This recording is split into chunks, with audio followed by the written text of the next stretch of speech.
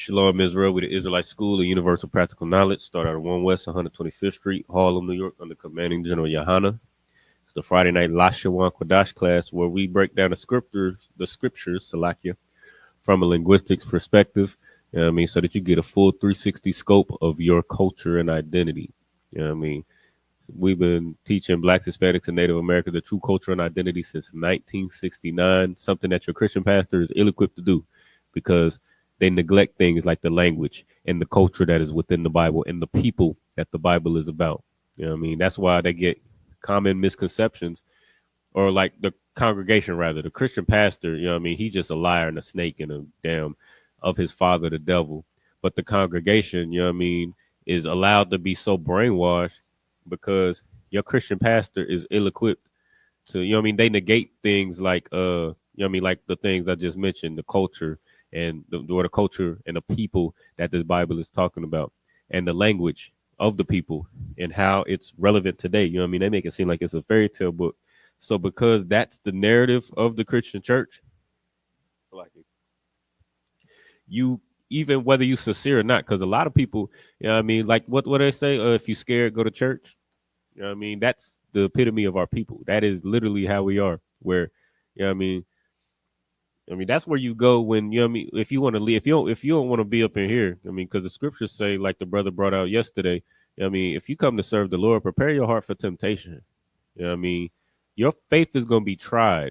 It's going to be tried. But, you know what I mean, if you're afraid of the trials that come with coming to serve the Lord, most people just go to church. So that's where a lot of insincere brothers and sisters go, where they just want prosperity that Christian pastors, you know what I mean, promises them. They want, you know what I mean, they want the debt to be lessened that the unjust steward, you know what I mean, is going to give them. So even though they might know that the ISUPK is the home of the truth, they're going to go to a place like the IUIC, or they're going to go to Christian, Baptist, Ebenezer, Episcopalian, whatever damn church, you know what I mean, just for the sake of things, for that debt to be lessened. You know what I mean? Because one thing I've seen, right, and I'm sure a lot of brothers can agree or can attest to this, but one thing that I see a lot is, you know what I mean, when a Christian, or, you know what I mean, just some Joe off the block decides that they don't want to be with, you know what I mean, they don't want to be with these brothers in the ISUPK, they say, let me see if I can find that video. As a matter of fact, wrong class. But, you know what I mean, for time's sake, I mean, brothers like Waka Flocka, they'll be like, what y'all saying is right. You know what I mean? What y'all saying is correct and it's real, but y'all just, it's just the way you saying it. You know what I mean? And that's what you see a lot of times with the Christian church, where they'll turn around and say, oh, what y'all saying is correct and what y'all saying is right and absolutely correct. But then they still in that tambourine, they in that church beating that tambourine. You know what I mean? But as for the other people, you know what I mean? It's a lot of sincere brothers and sisters that just, we searching for the Most High. We searching for our culture and identity. We searching for some sense of, you know what I mean, for lack of a better word, spirituality. So we go into that Christian church, like we go into all these different things. And once you go into all, you know what I mean, once you go into that Christian church, you have no choice but to learn lies, because that's all that snake behind that pulpit is going to teach you. You know what I mean? So that's where you get God loves everybody, because they just go straight to John 3:16. Whether you're a Christian or not, you know John 3:16 like the back of your hand. You know what I mean? You go to jail, what they gonna do? They either gonna give you a Bible or they gonna give you a Quran. You know what I mean? I mean, everybody, you know what I mean, even if whether you go to church or not, you know what I mean, you got the you know what I mean, you got that cross either hanging up in your home, or you got white Jesus hanging up in your home, or you got a Jesus piece, what Kanye called it. You got a Jesus piece around your neck. You know what I mean? Christianity is, you know what I mean, all over the place to teach you these lies. You know what I mean? That's why we don't understand. That's why we don't understand our truth, or our culture and the truth that's in this Bible. But to bring it back full circle, that's why we do this class. That's why this class is so important, because if you can understand the language, and if you can understand the nature of the culture of the people in this Bible, then when you see things like God loves everybody, then you can automatically know that that's not true, because the Bible is about the Most High separating nations from nations and people from people and loving one over the other. That's what the Most High is about. When you think that, and you also would know that the Most High is a man of war. So when you see things like turn the other cheek and you should let your oppressor just oppress you and step on you and abuse you, you know what I mean? You know that that's not the spirit of the Lord, because you know the Most High is a man of war. But knowing this language and knowing this culture in its entirety, it's going to keep you from seeing or hearing certain lies, you know what I mean? Things like that. And also, what you got to realize is when Paul was writing them letters to them cities, you know what I mean, to Philemon, to Ephesus, to Salakia, you know what I mean, to all these, you know what I mean, to all these different cities. I can't think of, you know what I mean, to Rome, to, you know what I mean, all the different cities that he was writing these letters to. He's writing in a way that, you know what I mean, he's writing in a way to where this message can reach the people that he's, first of all, he's writing a letter to a people that's scattered amongst these other nations. And two, he's writing in a way to where it'll reach them, like physically. Like if he's saying, if he goes, you know what I mean, guns blazing, he just write on a piece of paper, the white man is the devil, and you know what I mean, yeah, Christ going, you know what I mean, he going, if he just go guns blazing and just, you know what I mean, make it cut and dry, you know what I mean, that's not, he's writing from jail. It's not going to make it to where it's going, because it's like, he's trying to incite a revolution, you know what I mean? But he has to say certain things, just like how we got to do now. Like we got to get on the internet and we got to say, instead of the word we want to say, we got to say unalive. Instead of saying the words we want to say, we got to say LGBTQ. Or instead of saying the words we want to say, we got to say 304, or we got to say promiscuous woman. We got to say things in a colorful way to kind of mask. We got to mask the way we talk so that this message can reach who we're trying to reach. But you understand the message, you understand what this person is saying based on context, based on the culture of the people that he's talking to, based on what his work was. Like he was with Christ, you know what I mean? And his work was to, you know what I mean, separate these nations from these other people and their culture and their ideals, you know what I mean, and bring us back to our law, statutes, and commandments. So when you read, you know what I mean, when you read his message, or when you read his letters, he's not then going to turn around and negate everything that his life work was with Christ. Same with Christ. I mean, his whole life work was to, you know what I mean, to go against the aristocracy, the aristocracy, the Pharisees and the Sadducees, you know what I mean, you know what I mean, to separate his people from the Romans and their culture. You know what I mean? He's not then going to turn around and say God loved the world and he loves everybody and whosoever, and mean everybody. You know what I mean?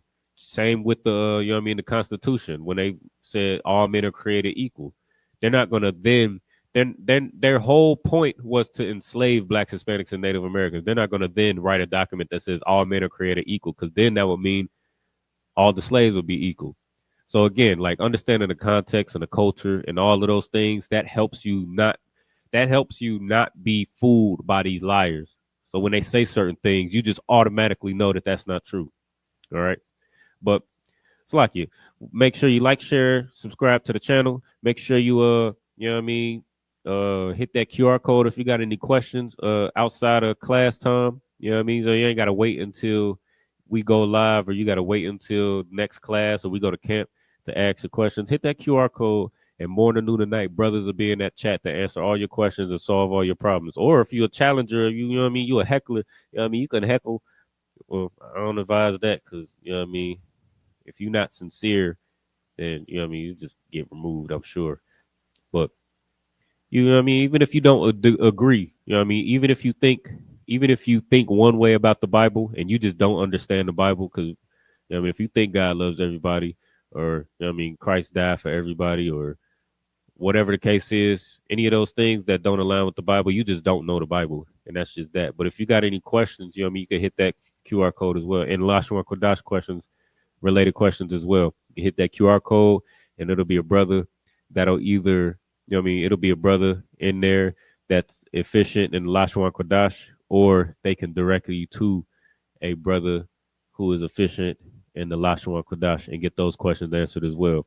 Make sure you put your questions in the chat as well if you got any while this class is live, and we'll get them. We'll try to get them answered. If not, you already know, I'll answer them afterwards, and you'll get a notification either Facebook or YouTube, whatever platform you're watching on, and then also you can always just hit me directly. All right. So with that being said, we're gonna pick up where we left off last. Let me adjust this. Sure. Salakia. We're gonna pick up where we left off last week with the nations. Last week we was in Genesis, the 30th chapter, and I believe we left off on the 20th verse with Yashakar. I believe that was the last son. Or no, actually, let's go back to the 20th verse because I think we kind of breezed over Salakia. I think let me see where we was at. I might be in the wrong chapter and verse, but let me go ahead and share my screen anyway. I was just looking at it. Oh, I see what the problem is. Genesis 1. Okay, that's the problem. All right. Genesis 30 and 20. I believe we skipped over. So I think the last one that we went over was Zebulun.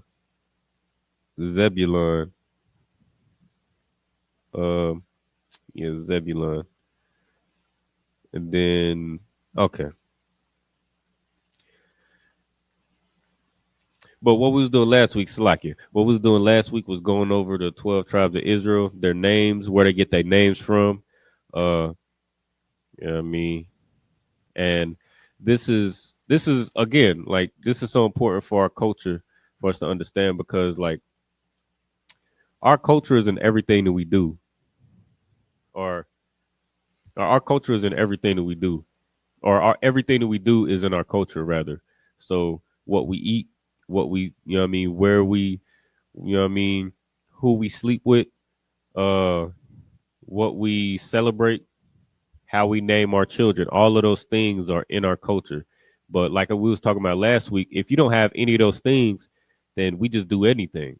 So, because we don't have our dietary law, what do? We eat anything, which basically, like General Muhammad said, I believe earlier this week, because we don't have our culture, with us not having our culture, we just eat anything. But to us, we just eating what we want.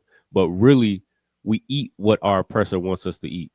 So your oppressor is a big marketer of pork, shrimp, crab, and lobster. So that's what you eat, and that's what you think you want. But if you had your culture, then you would know what to eat, and you would know what not to eat. But because we don't have our culture, we're susceptible to eat whatever our oppressor wants us to eat.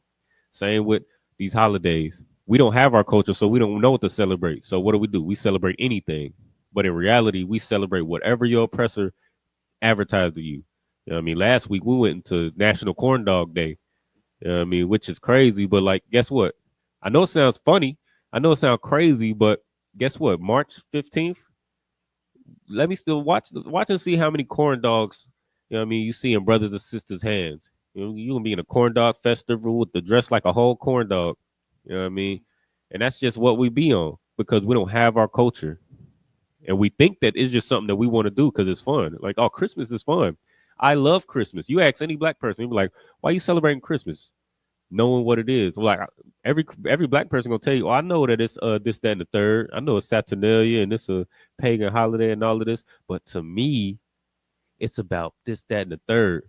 The reason why you know what Christmas is about, and you know that it's about it's an oppressor's holiday and it's a pagan holiday, but you're still gonna celebrate it, is because your oppressor wants you to celebrate it. So you think it's you. The reason, and that's if you think that it's just you, I'm gonna just tell you something. I'm just keep it a buck. That's just good. That's just good marketing. That's what good marketing does. It makes you think that you want this thing. So you think you want Christmas. You think you want to celebrate New Year's and Martin Luther King Day and Juneteenth and all of that. You think you want to do that. But really it's because that's what's been marketed to you. You think that everything is better with bacon, don't you? You think that them crab bowls is just the most delicious thing in the whole wide world. These sisters, you tell them, you tell them they can't have a crab bowl, they're gonna be pissed off. They're gonna damn near, you gonna be nothing. Sister won't even talk to you if you don't eat shrimp. You don't eat shrimp. You say, I don't eat shrimp, you will never hear from that sister again. Because these sisters especially love these crab bowls. Can't get enough of these crab bowls. But it's not because our sisters just love pork, shrimp, crab, and lobster, or our brothers love pork, shrimp, crab, and lobster. It's because that's what's marketed to you. And good marketing makes you do something and makes it seem like it's your idea. Like, I don't want to get too far off topic. This ain't even. Let me get back to the Lashawan Qadash, Salakia. But the point is, the reason why we name our children, or we don't know what to name our children, or we naming our children something goofy, is because we don't have our culture. Our culture tells you how we name our children. That's what we just went over in Genesis, the 29th, 30th, and we about to go over in the next couple chapters.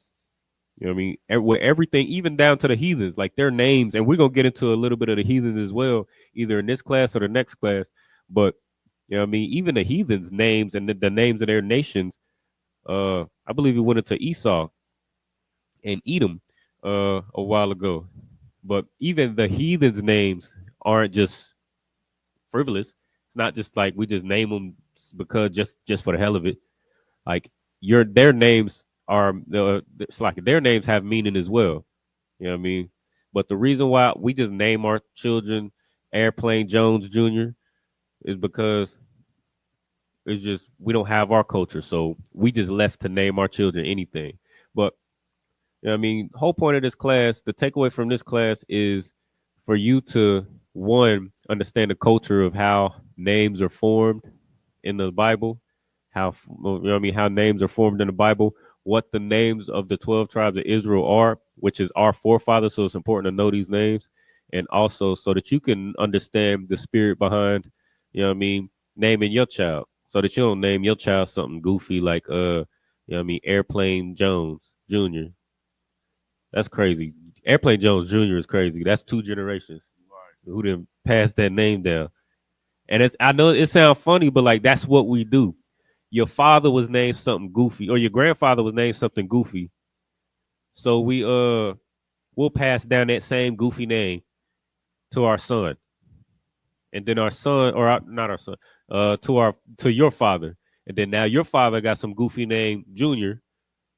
So fill in the blank with a goofy name, Junior, and then he decided to pass that goofy name down to you. And now you the third generation goofy because we don't have our culture. So, you know what I mean? That's the whole point of this class, all right? So let's see. So the last name we broke down was Zabalawan. Now next Genesis 30 and 20. As a matter of fact, let me go to it in the English. I'm gonna read it in the English, and then I'm gonna just go to the names. I'm gonna go to the names in the Hebrew. So Genesis, the 30th chapter and 21st verse. And afterwards she bare. So I'm gonna read verse 20 just so we can tie it all together. And Leah said, God hath endued me with a good dowry. Now will my husband dwell with me, because I have borne him 6 sons. And she called his name Zebulun. In the Hebrew is Zabalawan, meaning dwell. Right? Because now will my husband dwell with me. That's what it says in the English. That's the reason why he got this name.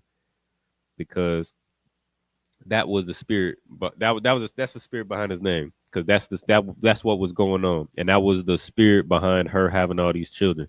She wanted to gain the favor and the love and the attention of her husband. And she did. You know what I mean? Even though, like the scriptures say, and this is important as well. It's important as well.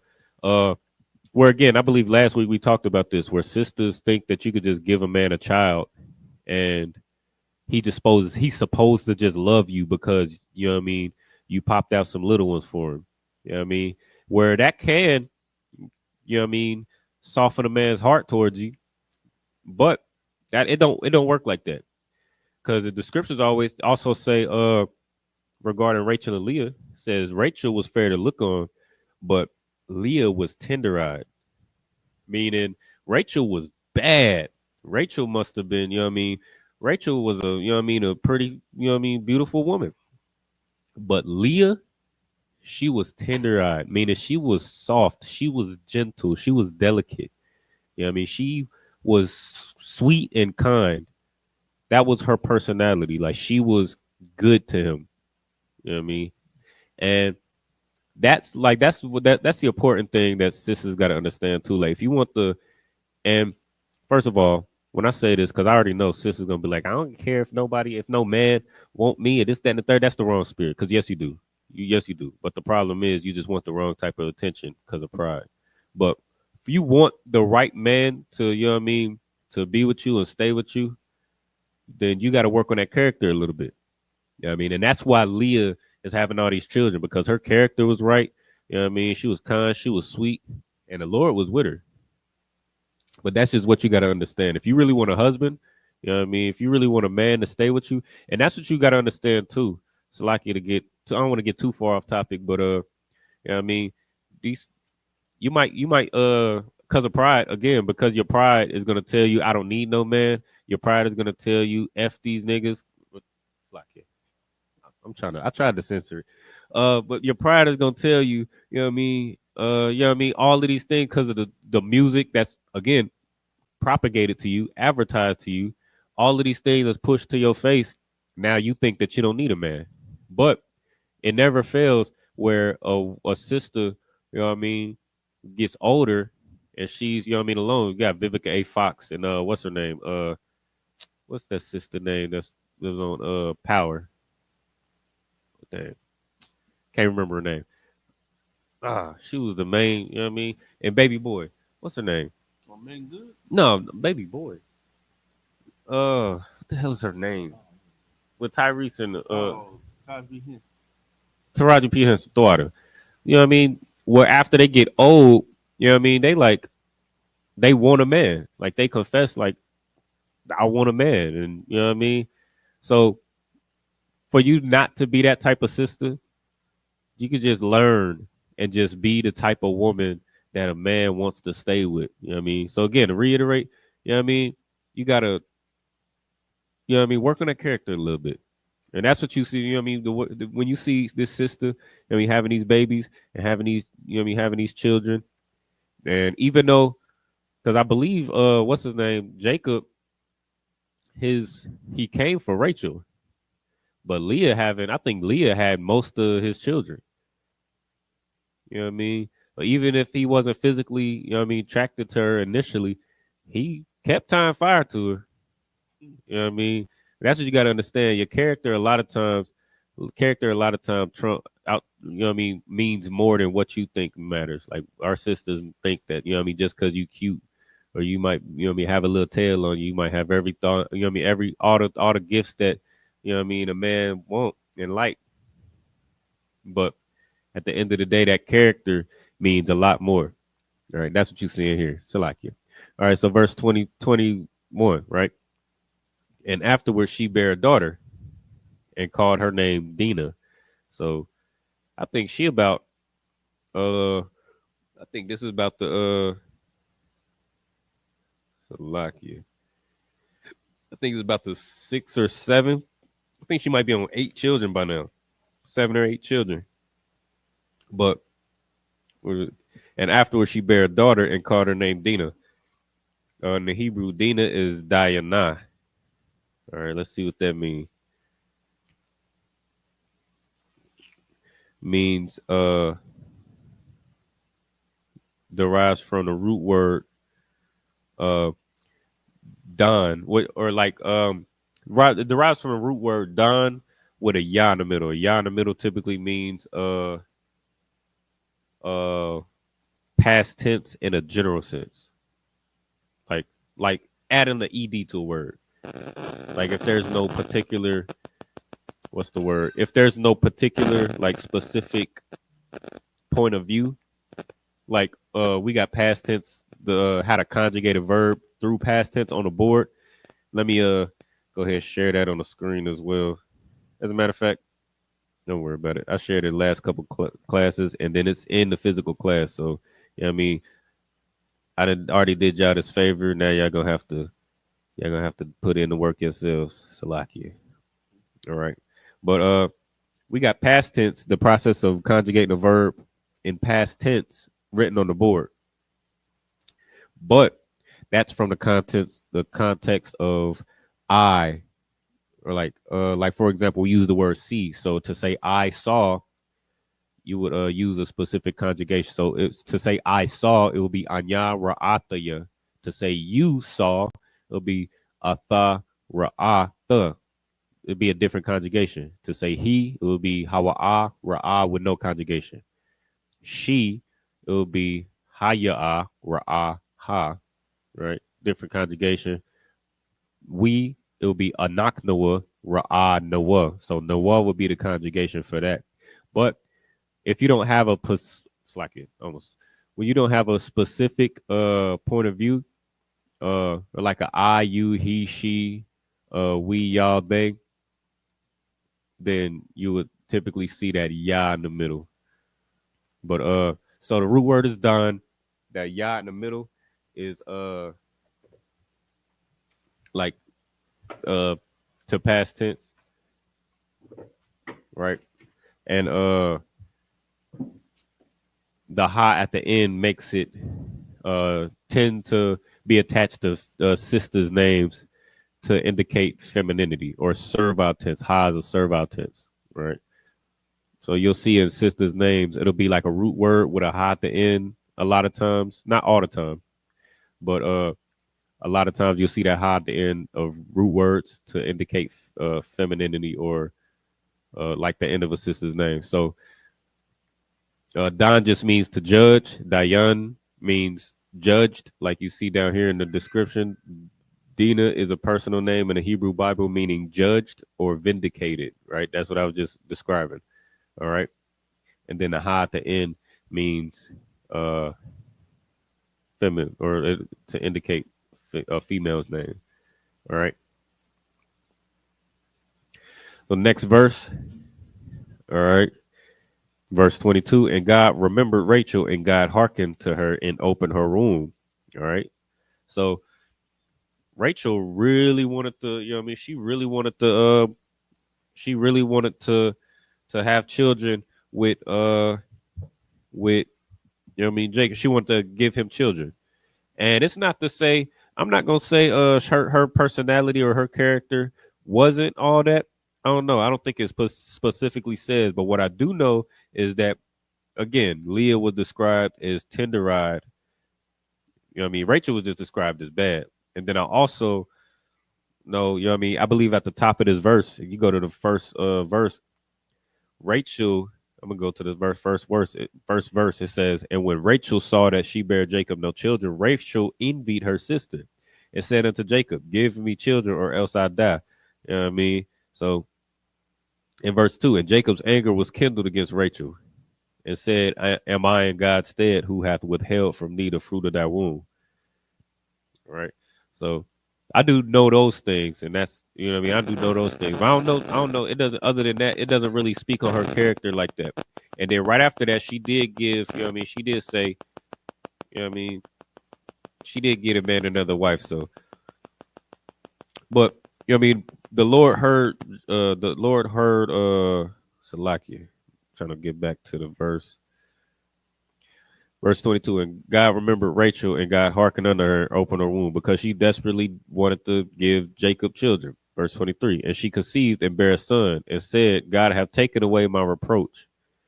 24, and she called his name Joseph. All right. And said, the Lord shall add to me another son. All right. So let's go to verse 24 in the Lashawan Qadash. 24. Salakia. I clicked on the wrong. All right. Salakia. So verse 24. All right. Ratha Kora'ath Shamwa Yawasap. All right. Yawasap. Uh, Yawasap just means to add or to increase. All right. And that's what it says in verse 24. And called his name Joseph and said, the Lord shall add to me another son. And that's another thing too, since we're talking about names. When you see like a breakdown of like when you see somebody's name, usually it's followed by or preceded by a description of why they're getting this name. So again, you know what I mean? Whenever anybody gets a name in the Bible, there's a reason for it. There's a specific reason for it. Whether they go in depth for why that reason is, there's a specific reason why it's named that way. And even if you don't, a lot of times when you don't see the description or the depth of the name at that very moment, later in the scriptures, you'll see the depth of the name. Like, for example, I believe Diana in the Bible. What's her significance? I can't remember the specific story, but I believe she was so many. I can't think of it off the top of my head. But you got sisters, you know what I mean? Plenty sisters in the Bible, you know what I mean, who have done some great things. But specifically, since we on Joseph, I use Joseph as the example. So Joseph's name means he will add. All right. So Yahwasap, I'll give you the breakdown real quick. So the root word is wasap. Right? Yah at the beginning means he. Right? Yah wasap, he will add. All right. Now, Jacob or Joseph was given his name by his mother because she wanted to have, you know what I mean, children. She wanted to add to Jacob's family. She wanted to add to Jacob's family. And because the Most High heard her, he allowed her to have a child. And she named him because of this, the Lord shall add to me another son. That's what she named him.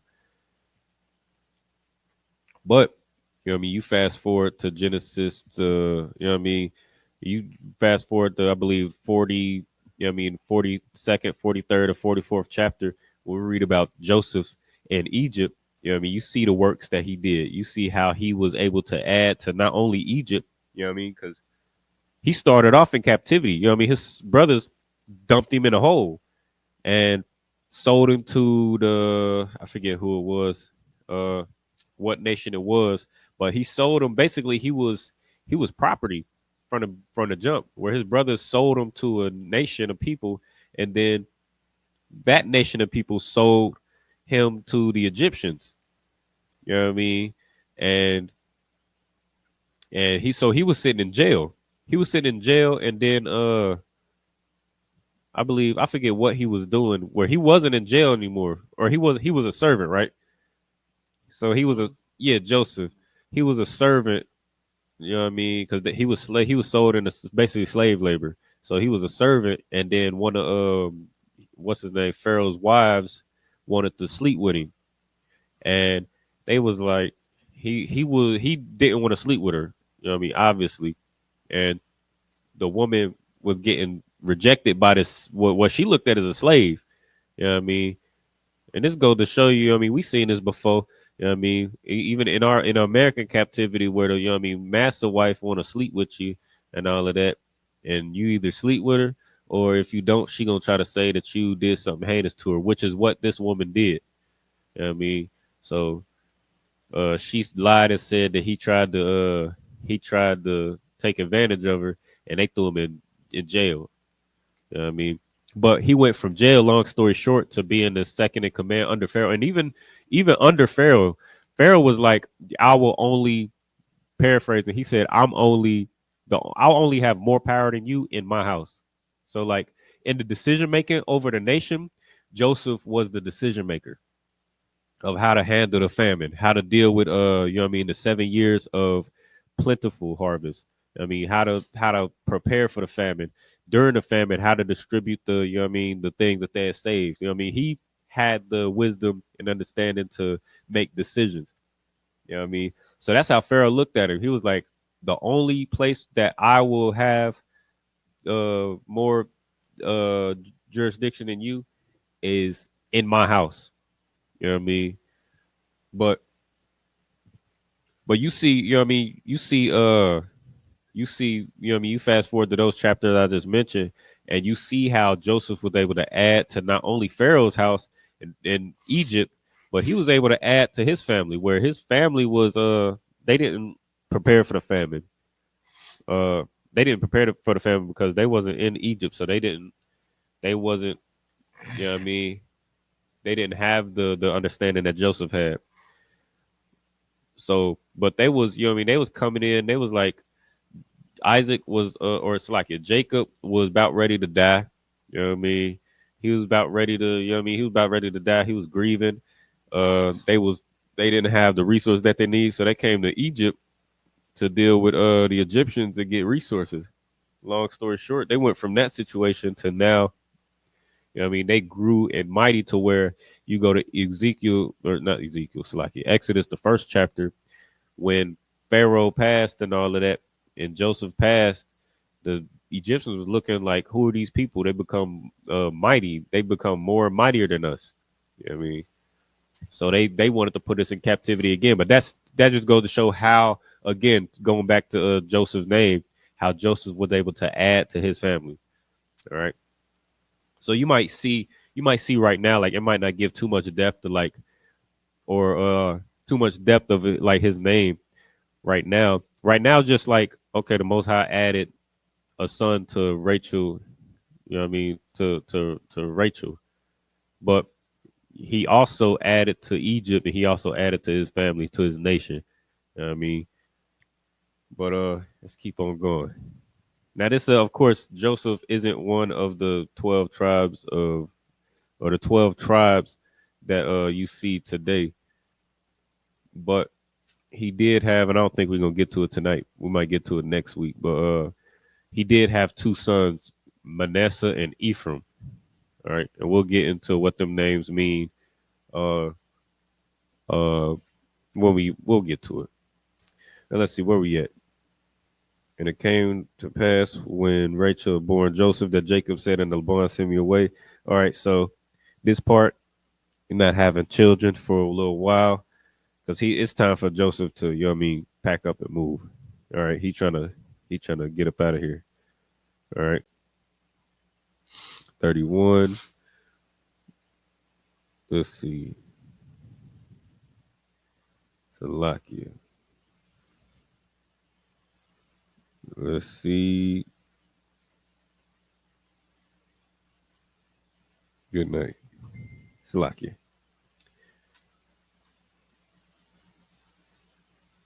Salakia.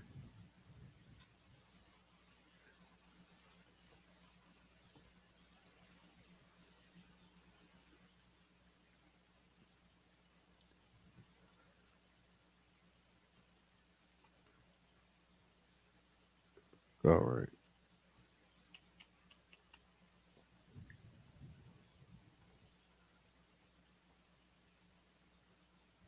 Salakia.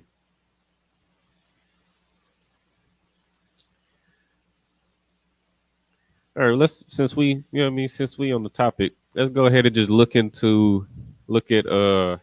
Manasseh and Ephraim, since we brought it up.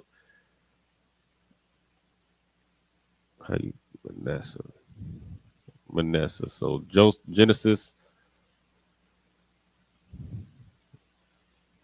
Genesis 41 and 51. All right. Genesis 41 and 51. What is that?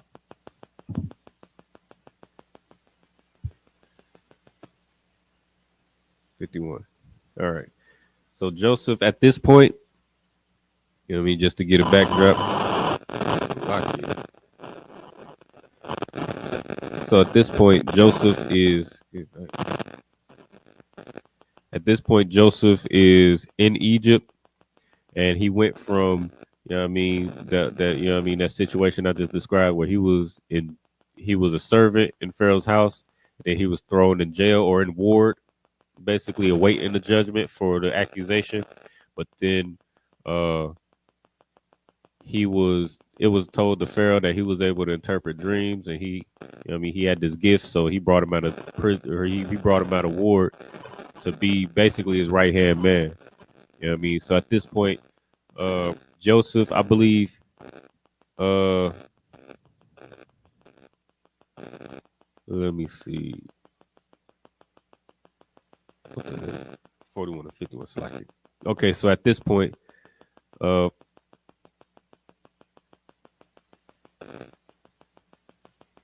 to 51 slacking.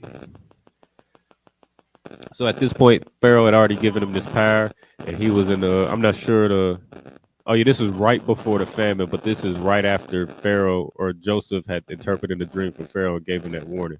So Joseph or Pharaoh had given him all this power, and given him a wife as well. He had given him a woman. One of the verse 50, and to Joseph were born two sons before the years of famine came, which Asenath, the daughter of Potiphar, priest of On, bare unto him. All right. And Joseph called the name of the firstborn Manasseh, for God said, He hath made me forget all my toil and all my father's house. All right. Let's see what Manasseh. All right. Okay. So the root word for Nasha or Manasseh is Nasha.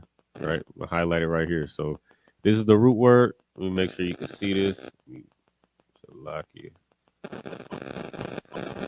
So the root word is Nasha. So Nasha means to forget, right? Ma is a preposition meaning, Salakia, jog my memory, all of or from, Salakia, of or from, all right? So this word, remember, when you add a ma to the beginning of a root word, this particular preposition, it pretty much creates a new word. All right. In most cases. All right. Or yeah, in most cases. So Manasha means, the literal translation is from forget. So this word is built from the word forget. Manasha means to cause or causing to forget. Right. Because again, he was in jail. He went through all those different things, so now he's Pharaoh's right hand man and all of that. Now he got favor in Egypt. So his first son, he was able to have. You know what I mean? He named him Manasseh, for God said, He hath me forget all my toil and all my father's house. Now you see again that description at the end. He said, and Joseph called the name of firstborn Manasseh, for God say, He made me forget all my toil and all my father's house. Again, like I was talking about, when a brother or sister gets a name, it's followed by or preceded by a description of where this name comes from. You know what I mean? Now I want you to ask your parents why she named you Diamond, or why she named you Sharkeisha, or why she named you Lee John. You know what I mean? And she's gonna tell you, oh, I just thought it was cute. That's what she's gonna tell you. You know what I mean? Or why'd you name me? A lot of us, we just named after our father. Like, why'd you name me this? Oh, because your father was named that. Yeah, now you got to go back. You're like, okay, well, why did my grandfather name my father this? It was because I was named him after me. Okay, well, why did you get this name? And it's going to lead to the same thing. It's either, I don't know, it was just something to name you. I thought it was cute. I liked the name. But you know what I mean, that's all fine and dandy. It's nothing wrong with naming your child just because you like the name. You know what I mean, naming your child something cute, but especially if you got a little, you know what I mean, a young daughter. You know what I mean? You don't want to just, especially with like young daughters, or you know what I mean, especially, or even an older sister, like she coming to truth, and then you know what I mean, she get the oil on her head, get a name. That name that you get, you know what I mean, especially if you name it a sister, you want her to, you know what I mean, have a name that makes her feel beautiful and sounds pretty. You know what I mean, that she's proud to have. You know what I mean? You don't want to name her nothing that she just gonna despise, right? But so it's nothing wrong with, you know what I mean, naming your child something because it sounds cute. But what we missing is the depth. You know what I mean, our names don't really have depth. And a lot of times when we passing down names, like when we have our father's name, we 9 times out of 10 passing down a slave name. That's what we doing.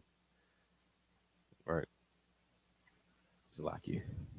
But but yeah, that's what you see. Again, you're gonna see this over and over. You're just gonna see the name, and then it's gonna be like because of this. You know what I mean, because this is the significance of this name. All right.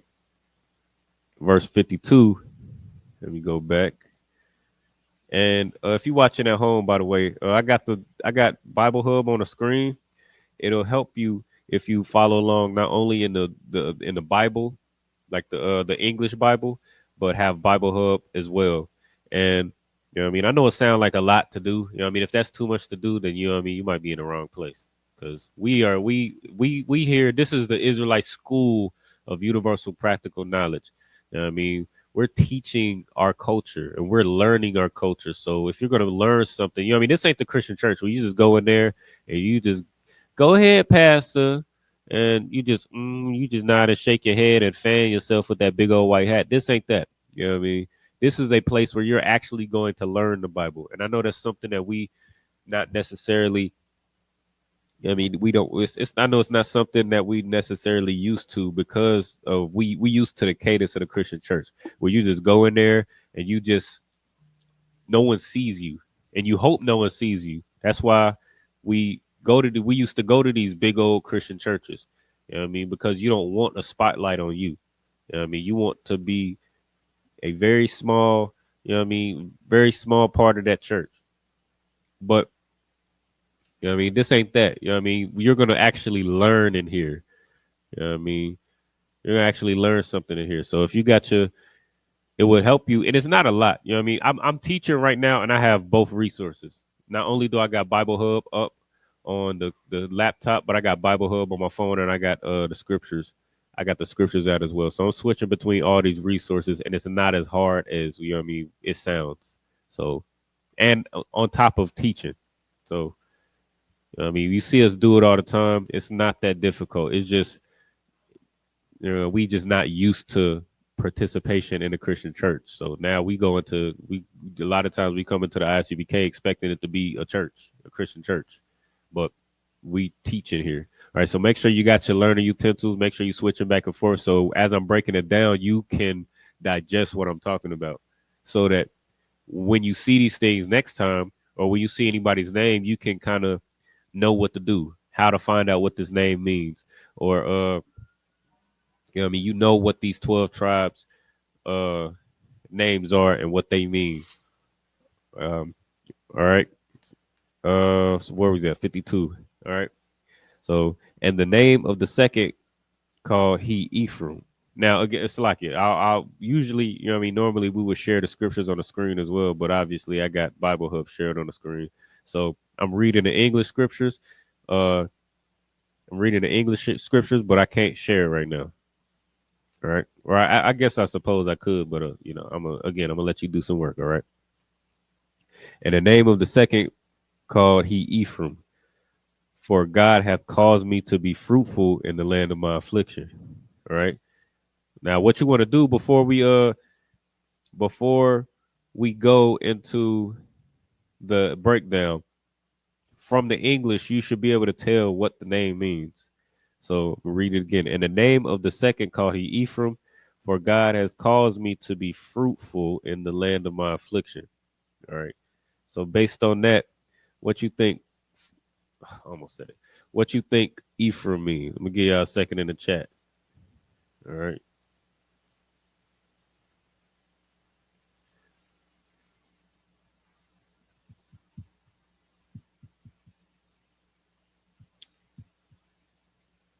You want to give it a shot before I get an answer up? I know you. I know so. It's all good. I just want the Ephraim? yeah Ephraim.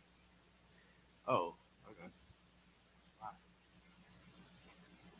Oh no, it's Tawab. No, it's this is Oh, more for the the people online. So if you you know what I mean, if you locked into something else, you know what I mean, most of Christ. I got the reading of Ephraim. No, okay, so Oh, based on so my the bad. question was based on the scripture that I just read, Genesis 41 and 52. In the name of the second son, or in the name of the second called he Ephraim, for God hath caused me to be fruitful in the land of my affliction. Now, based on what we just read in the English, what does Ephraim mean? To be fruitful. Uh, simple as that. Simple as that. That's funny. Salaki. But Ephraim means fruitful. For God hath caused me to be fruitful in the land of my affliction. Now let's see if our assumption was correct. Click on name, quarters code H669. Ephraim in the Hebrew is pronounced aparium. Aparium. The root word apar, Oh, yeah. I believe is fruit. Huh? What'd you say? Oh, that's good. I got this. Oh, most on Christ. Oh, most on Christ. But the root word for aparium is apar. Or no, par. Par is the root. Or parab, depending on uh how it's being used. Par or para. So par means fruit. A par, the a at the beginning is a preposition that means, so the root, I'm gonna highlight the root word, and then everything that's not highlighted is an attachment. So a preposition, possessive, a tense, or you know what I mean, whatever the case is. But it's just something that's added to the root word. So par is the root word, meaning fruit. A is a preposition that means I. So a par is I fruit. And then yum is plural, right? So it turns fruit to fruits, plural, right? So I, the literal translation based on the attachments to the root word is I fruits, right? And you know what I mean, the spirit behind it is, you know what I mean, if you produce, you know what I mean, if you got a tree, right, and it produces one fruit, you know what I mean, you're gonna look at it, it's gonna, you know what I mean, you're gonna think there's a problem. But if you got a tree that produces several fruits, now it's fruitful because it produces several fruits. You know what I mean? So that's the whole spirit behind it. I fruit. I produce fruit. You know what I mean? And that's not talking about literal fruit. You know what I mean? In the scriptures, to be fruitful means it could be referring to children. It could be referring to, you know what I mean, possessions. It could be referring to souls. You know what I mean? Raising brothers up. You know what I mean? Especially, you know what I mean, in the ISUPK where brothers coming to truth, you know what I mean? Saving brothers, saving souls, where we go out and fish. Could be talking about you know what I mean, a whole bunch of things. It's not necessarily it could be talking about fruit. You know what I mean? Could be talking about agriculture, but like in the Bible, it's not just limited to just fruit. You know what I mean? This is we don't talk like our oppressor. All right. So Ephraim and Manasseh, you know what I mean? That's what that means. So what nations have we gone over? So I believe it's Reuben, Levi, uh, Reuben, Levi, Simeon, Naphtali, uh,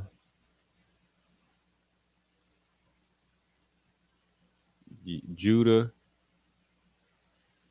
uh, Judah, Manasseh, Ephraim, 7.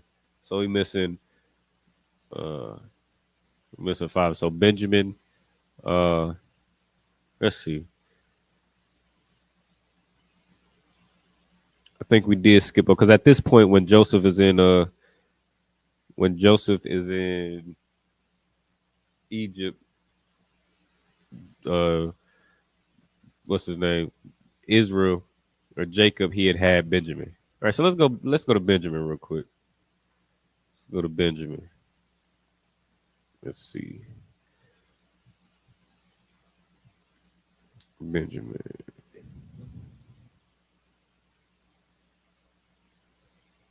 Okay, it's perfect. So I'm gonna go to Genesis 25 and 24. All right, so Benjamin is the youngest son, so he was the last son that Israel had. All right, so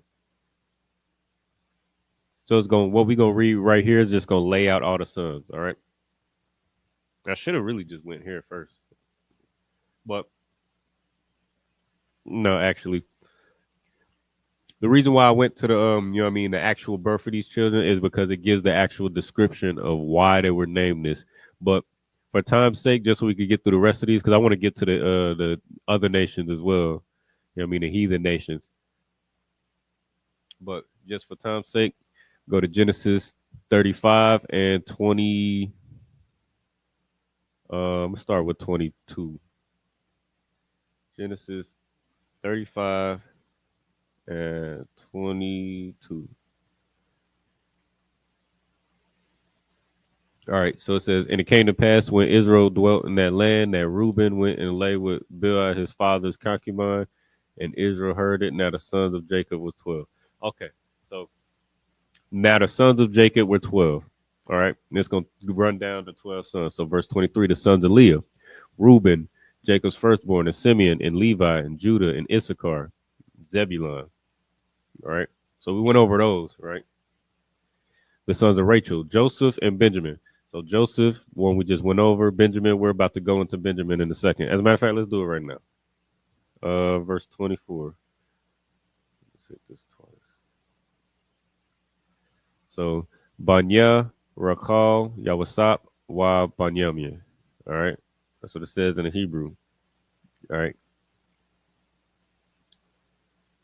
All right. So Benjamin, let me see. Let me find Benjamin. Oh, yeah. So let's go up to verse 18. So this is where this is where Benjamin was born. As a matter of fact, verse 16. And they journeyed from Bethel, and there was but a little way to come to Ephrath. And Rachel travailed, and she had hard labor. And it came to pass when she was in hard labor that the midwife said unto her, Fear not, thou shalt have this son also. All right. So Rachel was having a tough, she having a tough pregnancy. All right. And the midwife told her, Fear not, you're going to have this child. All right. 18. And it came to pass as her soul was in departing, for she died, that she called his name Benani. But his father called him Benjamin. All right. So I believe, let's see. Verse 8. Let's go back to verse 18. All right. Now, Rachel wanted to call. Huh.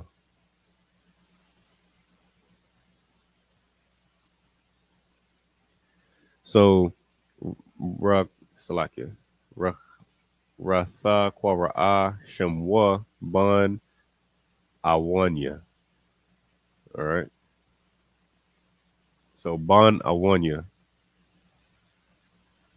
Right. So, the word comes to Ban Awanya. Ban is the word for son, and Awan means can mean sorrow or strength. This in this context, she might be using it for the for sorrow because she's travailing in her labor, right? And she's about to lose her life, right? So so it could either mean son of sorrow or strong son or son of strength. So Ban Awanya. But his father called him Benjamin, right? So that's what his mother wanted to call him. But uh let's see. Wa Abba Yoka Wa Abba Yoka Kora Lawa Banyamye. All right. So that just means Wa Abba Yoka or Yawa. And father, Abba is father. Yawa just mean he or his. Right. That Ya in the middle is just a buffer. The wa means he, his, or it, right? Wa Abba Yawa, Kwara means call, Lawa to him, Banyamya. All right, let's see what Banyamya means. Banyamya. So we already know Ban means son, right? Yum Yun means right hand, right?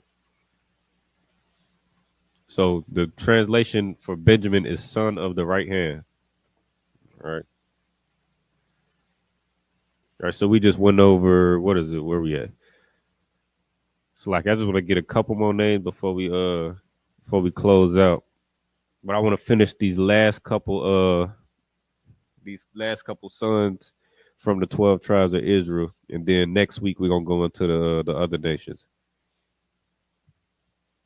So what we just read, drop down to verse 24. The sons of Rachel, Joseph and Benjamin. All right, so we just went over Joseph and Benjamin, and the sons of Bilhah, Rachel's handmaid, Dan, which Dan Hebrew word Don, uh, Don, which is judge, and Naphtali or Naphtali, which is uh I have wrestled, right? Or Napathal means to wrestle, and then Yah means me or mine. All right. 26. And the sons of Zilpah, Leah's handmaid. All right. So Gad and Asher. All right. All right, those are the last two. Let's go to see where Gad, see Gad, see where that's at. Gad. Oh wait, no, we went over Gad. We went over Gad. So Gad means a troop or fortune, right?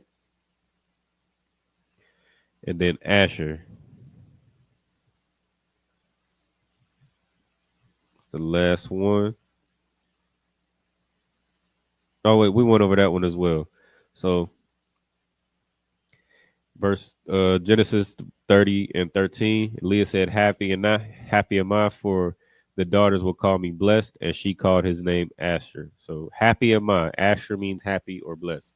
Now again, like we talked about last week, I haven't seen uh in any, I'm not saying it doesn't exist. I'm just saying with my own eyes, I haven't seen any examples of the word Asher or Ashar in the Hebrew being used to mean blessed. But it is used all the time to mean happy, right? So that's what Asher means, happy, right? And all right, and that's the 12 tribes, right? Those are the 12 tribes of Israel. And then you got Manasseh and Ephraim, which are the sons of Jacob, Salakia, or Joseph, Salakia, the sons of Joseph. So Manasseh means to forget. You know what I mean? Because the Lord, or he said that the Lord has made me forget my toil and I mean the hardship that he went through. And then Ephraim, he said, the Lord has made me fruitful, which he did. You know what I mean? Again, he came up from being a prisoner to being second in command over all of Egypt, and to be able to put his family in a position to where he could put them on as well. All right. Now those are the 12 tribes of Israel. Uh, next week we're gonna go into the 12, or not 12, the nations that are not from the 12 tribes of Israel. All right. So Lord willing, you was able to take some notes. Remember these scriptures. If you like we went through the scriptures, if you read the scripture, it'll be hard for you to forget the names. All right. So what I recommend brothers doing is if you ever need to be refreshed on what these names mean, just read the scripture. You know what I mean? Read through the book of Genesis. I believe he started in verse 29 or 30, where he first started having children. Read between 30 and 35, just a couple books. You know what I mean? And then it'll run down where they got their names from and what the spirit behind their names is. All right. Uh, but if you want to remember, then I recommend reading it.